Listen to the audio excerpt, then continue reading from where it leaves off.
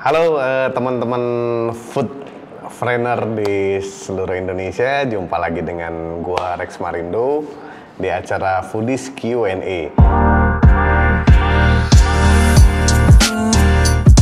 Halo teman-teman food trainer, ketemu lagi. Nah, kita akan bahas lagi ya pertanyaan-pertanyaan dari teman-teman food trainer yang terkait dengan bisnis kuliner tentunya ya. Oke, ada pertanyaan masuk lagi nih. Bang, saya masih harus datang setiap hari ke outlet. Bagaimana ya caranya agar saya tidak harus memantau setiap hari?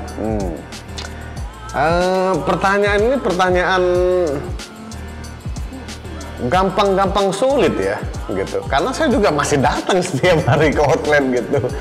Even tuh saya punya saat ini 270 outlet ya yang tersebar, tiap hari kerjaan saya datang ke outlet. Jadi ini pertanyaannya agak-agak tricky ya. Maksudnya nggak pernah datang ini, nggak pernah datang ngurusin detail pekerjaan, atau nggak pernah datang. Kalau lu nggak pernah datang ke outlet, aneh juga sih. Masa lu nggak pernah makan ke outlet lu? Jadi ini just kidding ya. Gue nangkap maksudnya. Artinya gimana sih kalau kita nggak ngurusin detail-detail operasional setiap hari maksudnya ya. Jadi nggak lu tiap datang ngurusin WC, ngurusin apa dan segala macam, ngurusin dapur. Nah, gimana caranya ngebuat bisnis ini lebih running ya? Orang suka bilang autopilot. Kalau saya sih nggak suka bilang autopilot karena so far ya saya nggak merasa saya sudah ngejalanin bisnis yang autopilot, tapi bisnis yang dijalankan secara profesional dan oleh profesional. Itu poin sebetulnya. So, gimana caranya biar bisnis kita running lebih profesional? Artinya, contoh profesional tuh gini. Posisi saya adalah marketing director di perusahaan. Jadi pekerjaan saya adalah memastikan revenue, omset, strategi promosi dan segala macam. Jadi pekerjaan saya bukan memastikan ya ayam sudah di towing atau digoreng dengan betul ya, walaupun ini bisnis saya. Nah, itu profesional ya. Ada orang lain yang harusnya bertanggung jawab terhadap pekerjaan tersebut. Nah, bagaimana membangun bisnis yang profesional ini? Nah, saya akan coba bagi 5 tips ya bagaimana bisnis kita bisa lebih berjalan secara profesional ya. Jadi bukan berarti tidak datang ke outlet, datang tetap, tapi base-nya lebih ke fungsinya seperti apa ya. Yang pertama yang paling penting sekali kalau bisnis kita mau jalan secara profesional adalah organisasi ya. Organisasi itu apa? Organisasi itu ya teman-teman bisa lihat struktur, ada pimpinan, ada bawahan, ada staff, ada CEO, ada direktur, ada apa. Ini organisasi. Organisasi itu bertingkat ya. Artinya di bawah organisasi nanti muncullah standar operating procedure, SOP cara bekerja. CEO pekerjaannya begini, direktur tanggung jawabnya ini, SOP-nya begini. Nah, jadi berturut-turut nih. Ada organisasi nomor 1, ada SOP nomor 2, ada job desk ya nomor 3, kemudian ada key performance indicator nomor 4-nya. Jadi ini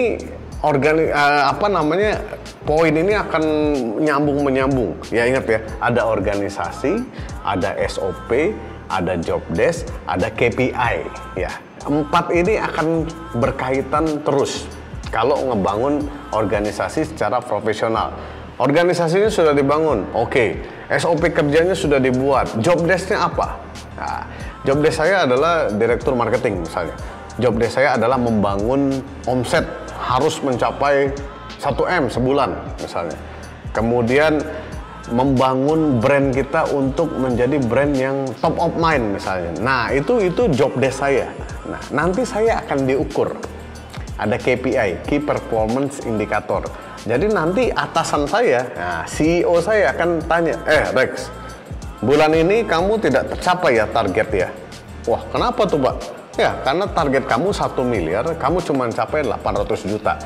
Nah, itu Key Performance Indicator. Di mana? Karena saya punya atasan, dia bisa mengevaluasi. Ya, jadi ini harus dibangun dengan betul organisasi ini. Jangan sampai tidak ada struktur organisasi, SOP, job desk, dan KPI. Kalau enggak nanti nggak jelas, gitu. Siapa mau mengevaluasi siapa? Nah ini kejadiannya sering di bisnis-bisnis yang teman-teman baru mulai nih, mulai bisnis bertiga atau berlima. Ayo kita jalanin bareng-bareng. Semuanya jadi bos, semuanya jadi anak buah. Nanti kalau udah problem ya, sama-sama jadi nggak enak. Nah, jadi organisasi ini penting untuk dibangun ya. Jadi 4 poin berturut-turut ya tadi organisasi, SOP, job desk, kemudian ada KPI. Nah, yang kelima, yang paling penting sebetulnya setelah punya 4 ini ya, kita harus biasakan diri untuk mendelegasikan pekerjaan. Jadi sudah ada nih 4 hal, tapi pekerjaannya tetap aja nggak didelegasi. Tugas lo adalah pokoknya memastikan omset tercapai. Tapi nulis konten ataupun misalnya motong sayur, nggak percaya sama orang, tetap aja dia yang ngerjain motong sayur, dia yang ngeblender dan segala macam. Jadi mengerjakan sesuatu yang sudah tidak pada fungsinya. Kenapa? Saya nggak percaya itu sama karyawan ngebuat baksonya nggak bulet. Dia kok kalau tiap kali buat lonjong misalnya. Nah, ini delegasi ini akan jadi peranan penting di mana kita bisa menghindari ya pekerjaan-pekerjaan yang seharusnya sudah tidak kita kerjakan ya. Nah, jadi balik lagi teman-teman, kalau tidak mau terjebak dengan banyak hal ya, khususnya operasional sehari-hari, bangunlah 4-5 hal tadi. Ya, bangunlah organisasi, bangunlah SOP-nya, bangun job desk-nya, bangun KPI-nya, dan delegasikan pekerjaannya. Anyway, pertama kali saya berbisnis juga ya setiap hari saya datang ke outlet. Saya ikut masak nasi goreng, ikut masak Indomie, semua saya jalankan. Ya, hari ini kalau teman-teman tanya, apakah masih ikut masak nasi goreng? Apakah masih ngontrol? Ya udah enggak, of course. Kenapa? Karena sudah dibangun 5 hal tadi. Ya, saya punya pekerjaan yang jauh lebih penting ya, yang menjadi target saya gitu. Jadi saya harus delegasikan pekerjaan-pekerjaan itu melalui organisasi tadi.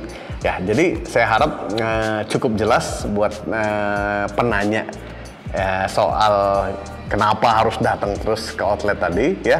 Ada 5 hal tadi ya, ingetin banget ya. Nah, bangun organisasinya, bangun SOP-nya, create job desk yang betul ya, bikin KPI, Key Performance Indicator, ukuran keberhasilan kerja, dan delegasiin pekerjaannya sesuai dengan organisasi yang sudah dibentuk.